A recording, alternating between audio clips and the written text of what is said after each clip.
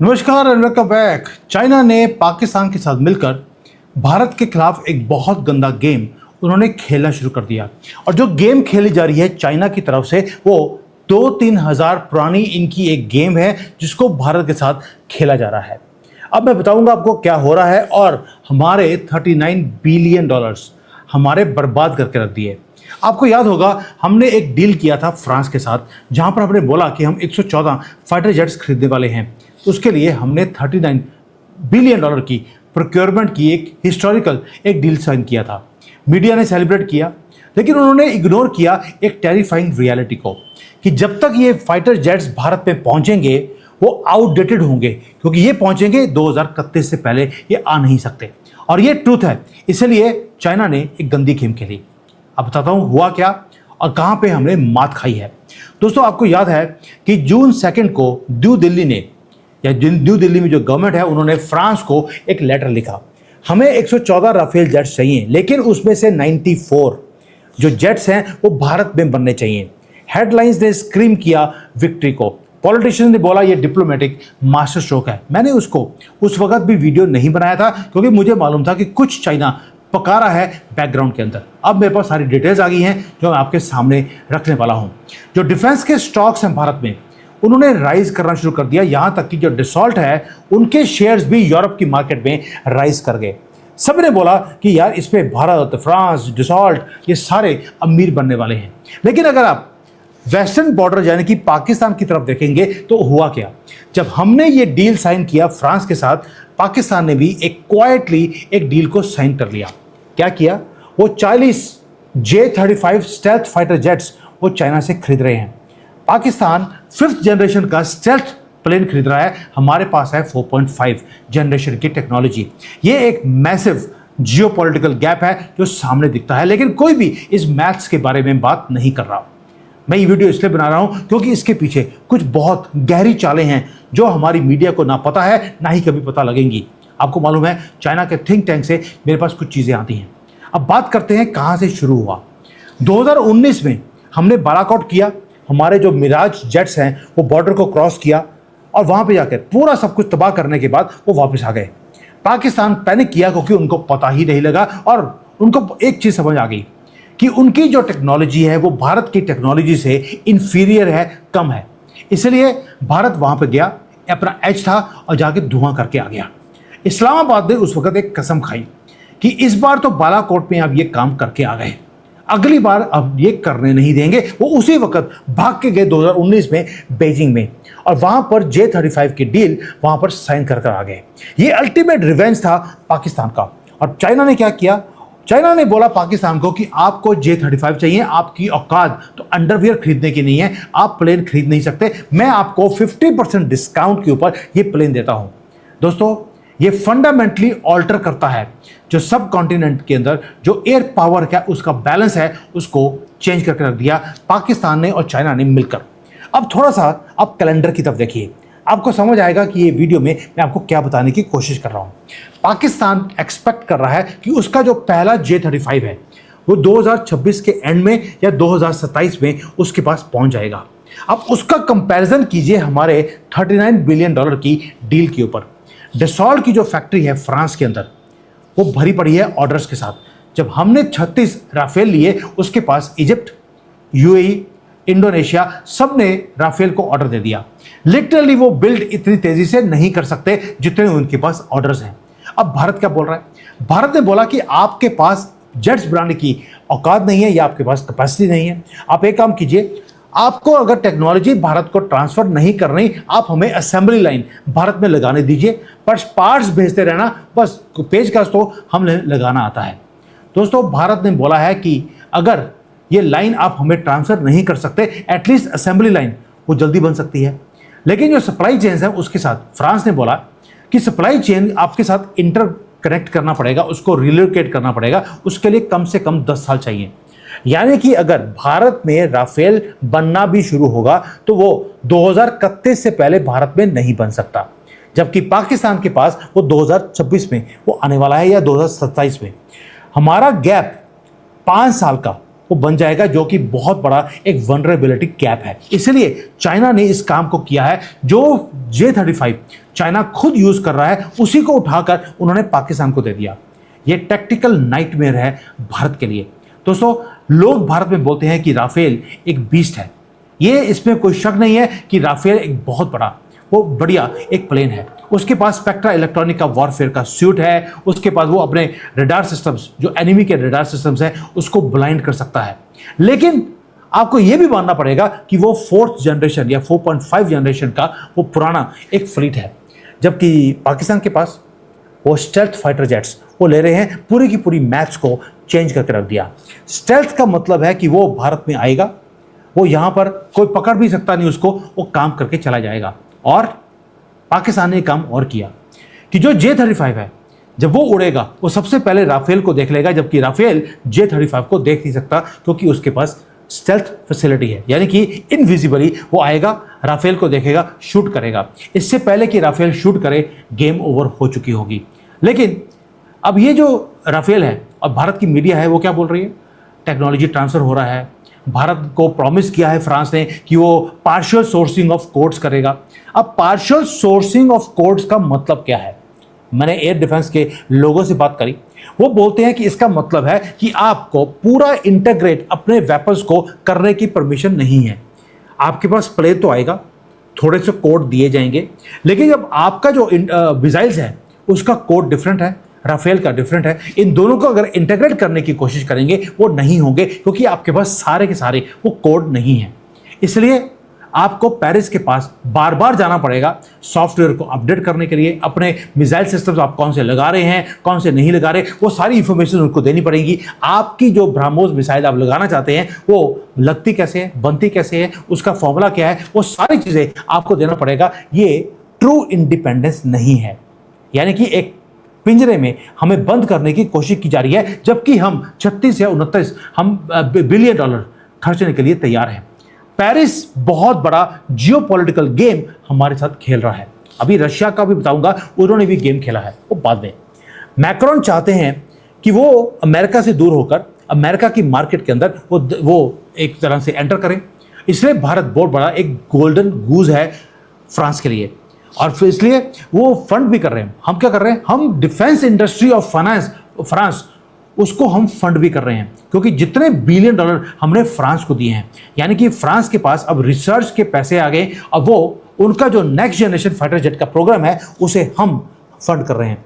दोस्तों, हम अपना 5th जनरेशन का जो हमारा प्लेन है उसको अभी दिल्ली दूर है, बनने में बहुत देर लगेगी। उनका 5th जनरेशन और 6th जनरेशन वॉरफेयर के जो प्लेन्स हैं उसको बनाने के लिए जो रिसर्च का पैसा है वो हम पे कर रहे हैं। अपने फ्यूचर को दाव पे रखकर हम कॉम्प्रोमाइज़ कर रहे हैं अपने फ्यूचर को। और वेस्टर्न मीडिया बोल रहा है ये बहुत बढ़िया अलायंस है, ऑफ कोर्स, क्योंकि उनको सूट करता है। ये this is just a business transaction for France. उसका रीज़न बताता हूँ। दोस्तों, फ्रांस ने जो किया, अब डिफेंस के एक्सपर्ट्स जो भारत में हैं वो क्लेम करते हैं कि अगर हमारे पास 4.5 जनरेशन का प्लेन है राफेल, की फ़र्क पैदा है। हमारे पास S-400 है, हमारे पास S-400 की मिसाइल्स हैं, वो हमें बचाएंगी। वो बताते हैं कि जो रशिया के जो रडार सिस्टम्स हैं वो ट्रैक करेंगे चाइनीज स्टेल्थ को और उसे उड़ा देंगे। अब आप सोच के देखिए, जियोपॉलिटिकली आज की डेट में रशिया एक युद्ध में फंसा हुआ है। उनकी की पूरी इकोनॉमी वो सर्वाइव करती है बीजिंग के कारण। वेस्टर्न सैंक्शंस ने मॉस्को की रीढ़ की हड्डी वो तोड़ के रख दी, इसलिए रशिया वो चला गया, चाइना की गोदी में बैठ गया। अब अगर कल को हमारा युद्ध होता है पाकिस्तान के साथ, तो मॉस्को क्या करेगा? क्या वो और फिर जो ट्रैकिंग फ्रीक्वेंसीज हैं, क्या वो जो चाइना वाली, क्या उसको नहीं बताएगा? क्या वो एक्सपोज करेगा रशिया चाइना का जो बिलियन डॉलर का स्टेल्थ सीक्रेट है? क्या वो भारत के साथ दोस्ती के लिए इतनी बड़ी मार्केट चाइना की उसको छोड़ देगा? जियोपॉलिटिक्स इस तरह से नहीं चलती। वो कभी भी ट्रस्ट के ऊपर काम नहीं होता, वो काम होता है लीवरेज के ऊपर। मुझे क्या फ़ायदा है, मेरी कंट्री को क्या फ़ायदा है, उस चीज़ को देखा जाता है। और आज की डेट में बीजिंग के पास पूरा लीवरेज है रशिया के ऊपर, इसलिए हम बीच में फंस गए। ना रशिया हमारी हेल्प करेगा, पाकिस्तान से हेल्प की तो हम कभी सोच नहीं सकते। चाइना ने भी, इन्होंने काम क्या किया है, पाकिस्तान को J-35 50% डिस्काउंट पे देने के बाद आपके पूरे पैसे बर्बाद कर दिए। अब इसके ऊपर आते हैं इनविजिबल थ्रेड के ऊपर। अब इनविजिबल थ्रेड क्या है? और ये कोई पाकिस्तान का मास्टर स्ट्रोक नहीं है, ये चाइना का फाइनेंशियल ट्रैप है। वो कैसे? बीजिंग प्ले कर रहा है एक बहुत गंदी बिगर गेम। वो हमारे जो मनी है उसको ड्रेन आउट करना चाहते हैं। चाइना चाहता है कि हम $39 बिलियन स्पेंड करें, हम पुरानी टेक्नोलॉजी का हम प्लेन खरीदें और हमारा जो फ्यूचर मॉडर्नाइजेशन का बजट है वो ड्रेन आउट हो जाएगा, क्योंकि ये पैसा हम अपने एमका प्रोजेक्ट के अंदर भी लगा सकते थे। हमने नहीं लगाया क्योंकि हमारे पास गैप था। चाइना यही चाहता है हम अपने पैसे बर्बाद करें पुरानी टेक्नोलॉजी लेने में। दोस्तों, अब आगे अगर हमें मालूम है कि एमका प्रोजेक्ट हमें बचा सकता है तो हम एमका में पैसे लगाते क्यों नहीं हैं?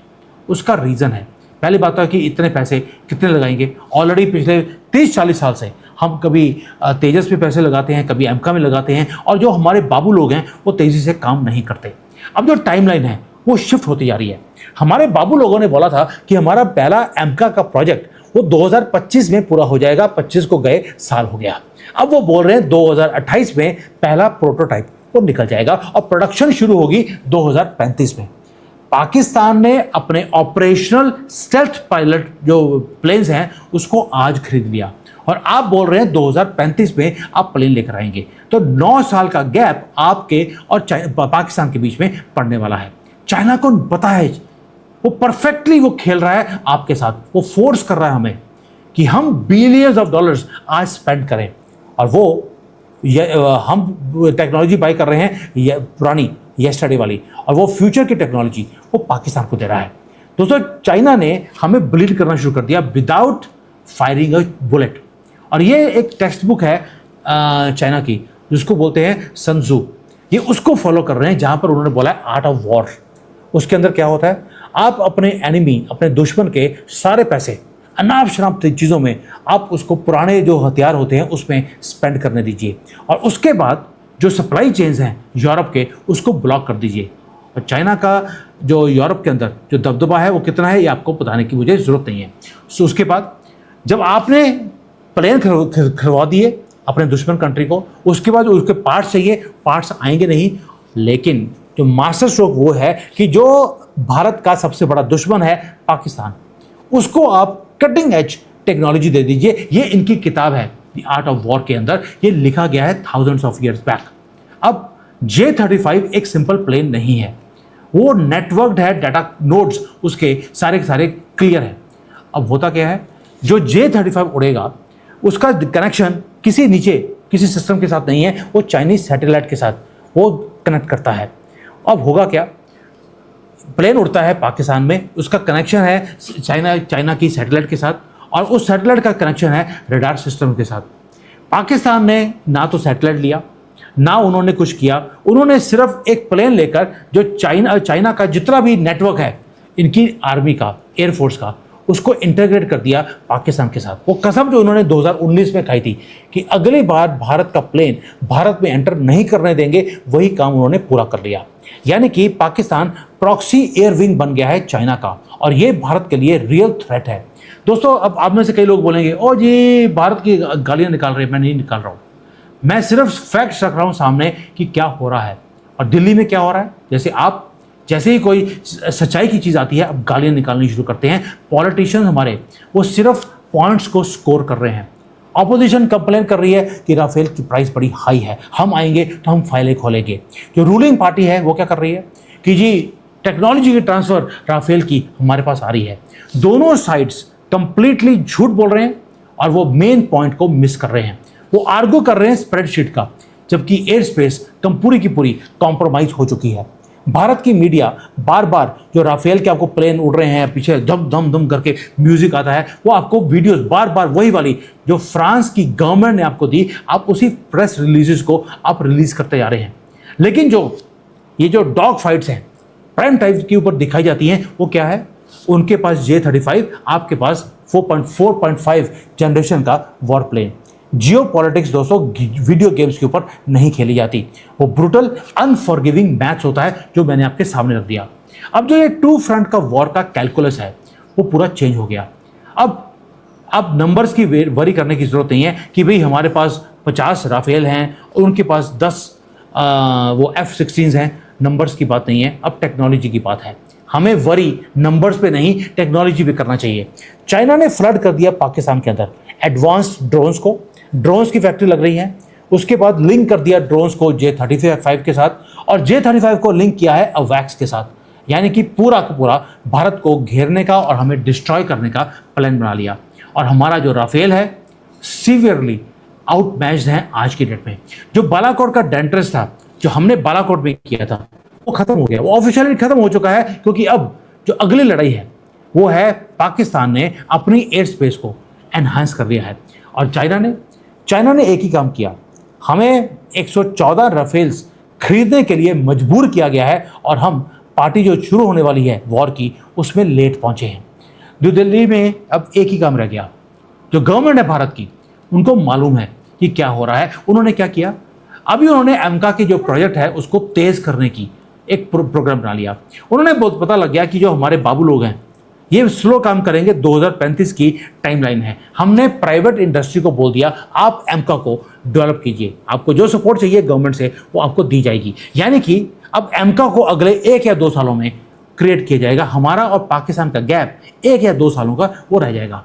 अब हम रिलाई नहीं कर सकते किसके ऊपर, फ्रांस की स्लगिश जो प्लेन्स हैं उसके ऊपर, हम रिलाई नहीं कर सकते अपनी ऑपोजिशन मीडिया के ऊपर, हम रिलाई नहीं कर सकते रशिया का जो S-400 है उसके पूरे कोऑर्डिनेट्स हमें दिए जाएंगे। दोस्तों, हमें अब अपना रास्ता खरीद कर हमें बाहर निकलना पड़ेगा। इसीलिए हमने क्या किया, प्राइवेट इंडस्ट्रीज को सामने ले आए। जो फ्रेंच गवर्नमेंट है वो हमें नहीं बचाएगी, ना रशिया बचाएगा। अब जो घड़ी है दोबारा से बहुत तेज़ी से टिक टिक कर रही है, और हम टाइम को लूज करते जा रहे हैं। जो हमारा प्राइवेट सेक्टर है वो क्या बोल रहा है, उन्होंने बोल दिया उनको भी नेशनल सिक्योरिटी से मतलब नहीं है। उन्होंने बोल दिया कि हमें सब्सिडी चाहिए, हमें ग्रांट चाहिए, तो हम फाइटर जेट के इस एमका प्रोजेक्ट के अंदर हम R&D का काम हम करना शुरू करेंगे। यानी कि हमारी गवर्नमेंट, हमारे लोग, ऑपोजिशन, वो बिहेवियर की जो हमारी इंडस्ट्री के लोग हैं, सबको पैसे से मतलब है। उनको ये नहीं दिखता कि हमारा दुश्मन 2 कदम आगे चल रहा है, हमें उसको भी मात देनी है। यस, हमने पिछले 5 युद्धों में हमने पाकिस्तान की वाट लगा के रख दी, हर में उनकी पैंटें उतरवाकर सलूट लगवाए हैं। इस बार पाकिस्तान उस मुकाम में पहुंच गया है जहां पर वो अब वही चीज़ हमारे साथ करवाने की कोशिश कर रहा है, और चाइना उसकी हेल्प कर रहा है। I hope somebody in the government takes this video and this matter seriously. Thank you. जय हिंद and वंदे मातरम।